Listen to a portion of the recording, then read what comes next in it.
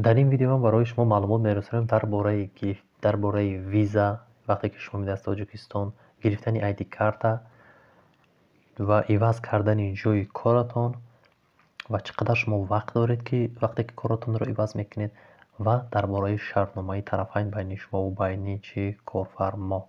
کسایی که این موضوع عجیب است، اینترس است، با ویدیو چی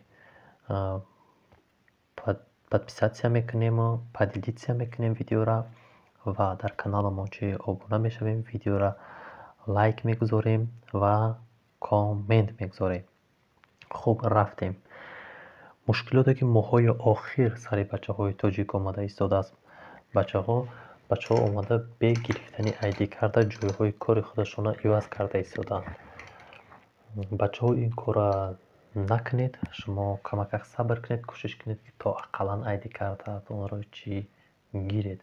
وقتی که شما در حال جای کارتون را میخواهید که عوض کنید، کارفرماهای رومینزها برای شما چی آیدی کارت نمیکنند، یعنی که شرطنامه نو کردن برای شما بسیار مشکل میشود. شما میگیم در اینجا زبان رو نمیدونیم و برای ما کار یافتن بسیار مشکل میشود در اول و کارفرمای خوب ما پیدا کردن نمیتوانیم که برای شما چی آیدی کارت کنند. شما که وقتی که وارد شدید به حدود رومانیا، کمک بچه‌ها صبر کنید تا اقلا انا همون ВНЖ یا اینکه آیدی کارت یا اینکه پرمیز دیشیدیری، هر اون چیزی که میفهمید هر سه چیزش یک است، همون اقلا شما به دست بیارید.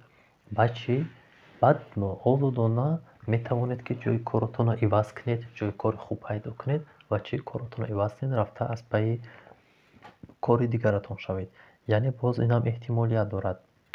باز یک احتمالیت دیگر رو شما با اینو باید گیرید که وقتی که شما کارتون رو عوض میکنید، شما از بین این کار با کار دیگر گذاشتن تا 90 روز وقت دارید. در همین 90 روز وقتی که شما از کارتون رخصت میکنید از این فرما، در دوام 90 روز باید که شما با کارفرمای نو پیدا کرده با اون کارفرما شرطنامه یعنی که قرارداد مهنتی بندید تا اینکه آینده انداز و налоговой شما را کارفرمای نو سپارد. و بچه ها وقتی که شما کارتون را عوض کردنی میشوید، در جای کار پیشرفتان سراسیمه نشوید. اول روید جای کارتون را خوب بینید، آموزید، برای که مردمی رومانیا کمک مردمی دروغگو هم هستند. بعضا وقت به وعده هاشون بسیار نمیایستند. در بسیار حالت ها مردم ما از این با باوری مردم ما درآمد از این استفاده میکنند. برای قدر کجایی که رفتید اول کوشش کنید که شرطنامه مهنتی بندید. بعدا در دوام شرطنامه شما میتوانید کار کنید. که شما رو میگن جای خواب دارید، میرید میبینید جای خوابش رو معقول نمیشود برای بچه ها. این یکمین چیز. خب دوم، درباره جای کار عوض کردن برای شما معلومات رسانیدم که چه خیر کنید. اول روید ببینید با شما شرطنامه میکند یا نه، بعدا آماده رخصت کنید و روید به جای کارتان چی در آمده کار کنید.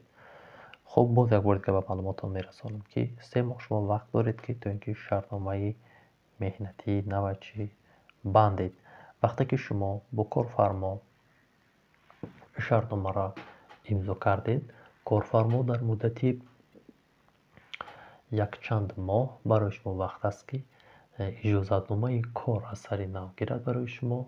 این حدوداً از 30 روز می رود تا 45 روز و برای شما چی آیدی کارت یا اینکه پرمیز دیشیدیری نو کرده می بیاد و این برای شما چی خوب است. شما می توانید در آینده این رو و شرطنامه این بهتر است که وقتی که پول پرداخت نمیکنند معاش و زکات شما رو میتونید به همونجا شکایت کنید.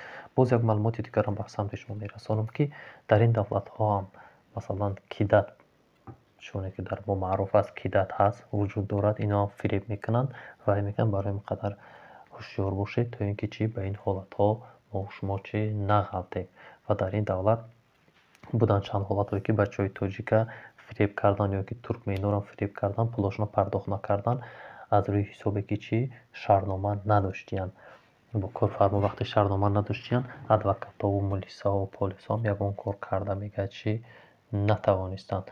برای همین قدر шаҳрнома аст, ҳама чизи муҳим аст. Вақте шумо кортон иваз мекунед, корам дар инҷо мушкил нест. Мо гуфтем дар видеои пешина кор пайдо мекунед, лекин бисёре аз корхонаҳои инҷа чӣ бо мову шумо шаҳрнома намебанданд ва қарордори меҳнатиро чӣ ба ҷо намеоранд, шаҳрнома намекунанд.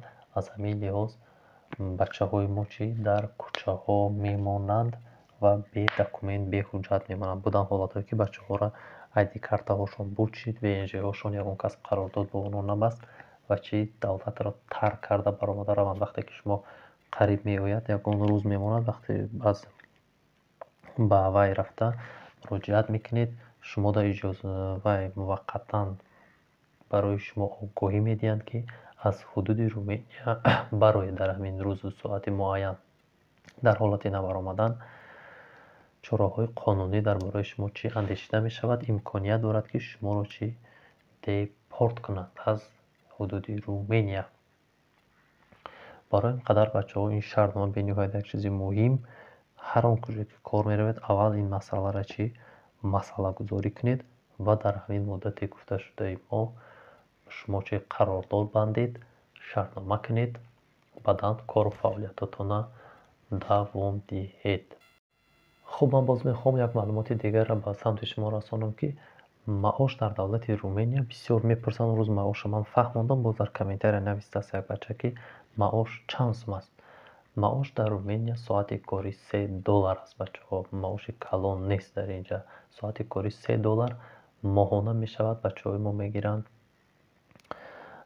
хеле ҳисоб кунам, аз дур муфассал нақл кунам, мо соати кори $3 шумо дар як рӯз 8 то 10 соат кор мекунед. дар инҷа 12-14 соат нест. хел гап ки ту 17 соат кор кунӣ, бигӣ чанд соати ман кор кунам, пули зиёд гирам, нест. ай хеле гап. ё ин ки бачаҳо бисёрш мегӯянд ки мо равем подработка кунем дига ва ё кунем.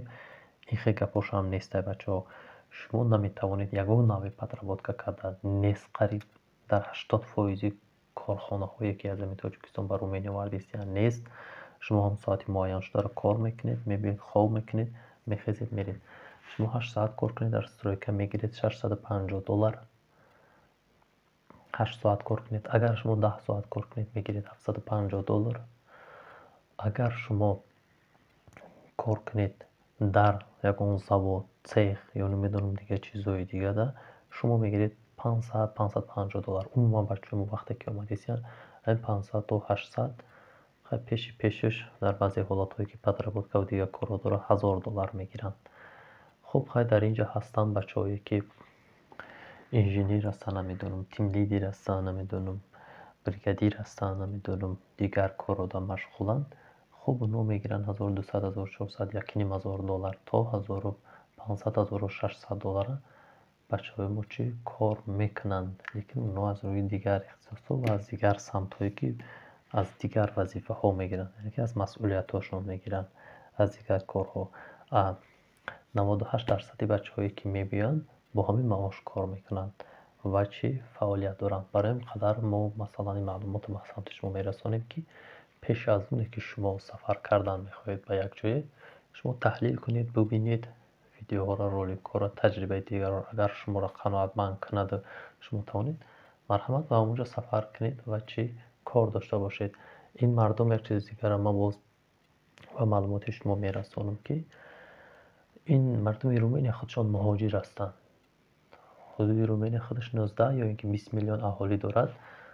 аз ҳамин қадар аҳолиш масалан 19 миллион, 6 миллионаш муҳоҷир аст. худаш 6 миллионаш муҳоҷир аст аз ҳамин халқ. мо масалан бинед як чанд қадар муҳоҷир дорем. ино аз мода муҳоҷир зиёд доранд. ин нақша давлати мош аст. ҳамин қадар масалан кор дорад, корхонаву дар дорад, муҳоҷир аст. ин муҳоҷират ягон ҷои вай нест. мо масалан ягон мардум менолам, бай мекунем ки мо муҳоҷирем. дар тамоми рӯи дунё ман омадам муҳоҷиратро дидам. ҳама ино муҳоҷират мекунанд. бар хотири чӣ? ба хотири рӯзгори беҳтар, зиндагии беҳтар ва пешравӣ. хуб, ин маълумотҳое буд ки тамошобинони гиромӣ ман ба самти шумо расонидам. барои ҳар як кадомтон пешравӣ, тавсиятӣ ва чӣ вақтхушиҳо орзумандам. саломатӣ, комёбӣ барои шумо чӣ орзу мекунам. хуб, дар канал обуна мешавем ва падилитсия мекунем видеоҳои ояндаро интизор бошед. бо мо буданро фаромӯш накунед. саломатӣ хонуободӣ хоҳонем.